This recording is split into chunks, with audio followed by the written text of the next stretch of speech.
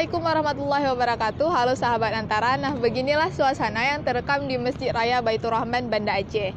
Nah, Masjid Raya Baitur Rahman ini sendiri menjadi peninggalan sejarah Kerajaan Aceh yang menjadi simbol keagamaan, kebudayaan, serta perjuangan masyarakat Aceh pada zaman tersebut.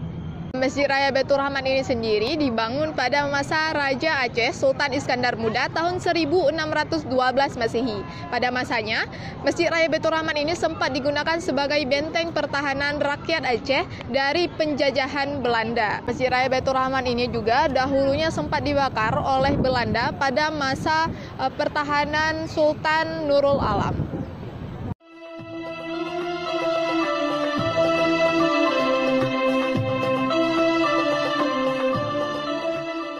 Baik, Assalamualaikum warahmatullahi wabarakatuh. Perkenalkan, nama saya Wahyu dari Universitas Mula Warman. Di sini saya sebagai mahasiswa pertukaran di Universitas Syah Kuala.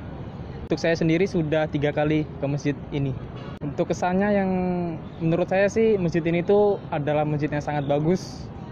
Karena masjid ini tuh merupakan salah satu sejarah di kota Aceh juga.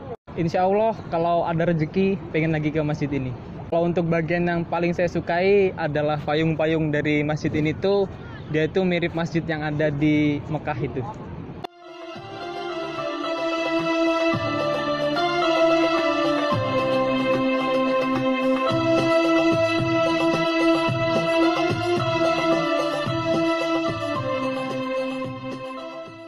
Kini Masjid Baitur Rahman menjadi kebanggaan tersendiri bagi masyarakat Kota Banda Aceh.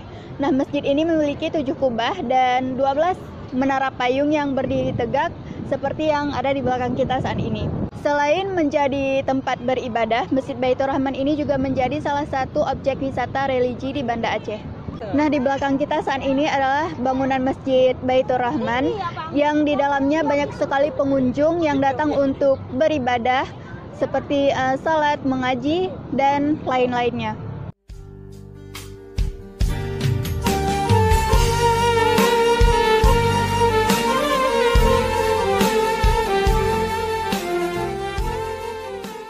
Nah, beginilah suasana ruang bawah tanah Masjid Baitur Rahman yang bisa menuju ke ruang parkir dan juga ke tempat wudhu wanita.